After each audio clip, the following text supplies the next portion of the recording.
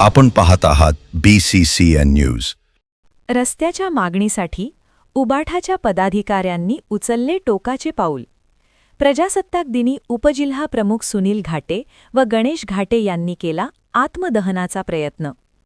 शेलापूर ते सांगळद या रस्त्याच्या प्रलंबित प्रश्नाकडे प्रशासनाचे लक्ष वेधण्यासाठी आज प्रजासत्ताक दिनी सकाळी मोताळा तहसील कार्यालयासमोर शिवसेना ठाकरे गटाचे उपजिल्हा प्रमुख सुनील घाटे व गणेश घाटे यांनी अंगावर पेट्रोल ओतून आत्मदहनाचा प्रयत्न केला।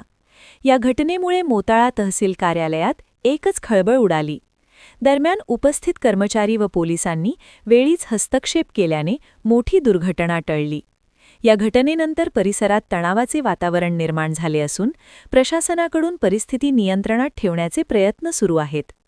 रस्त्याच्या प्रश्नावरून नागरिकांमध्ये तीव्र संताप व्यक्त होत असून प्रशासनाच्या भूमिकेवर प्रश्नचिन्ह उपस्थित होत आहे।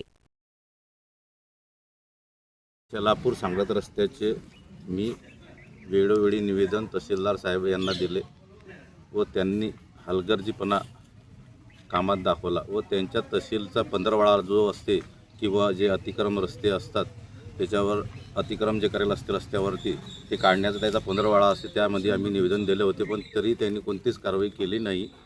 आम्ही त्यांना 26/12/2025 रोजी निवेदन दिले होते किंवा आम्ही आत्मदहन करू, तुम्ही या एका महिन्यामध्ये आमचे अतिक्रम काढून देण्यात यावे। आम्ही आज आत्मदहनाचा प्रयत्न करता पोलीस लोकांनी आम्हाला ताब्यात घेतले। आमचं पुढचा जो कार्यक्रम जो हेतू होता तो थांबला।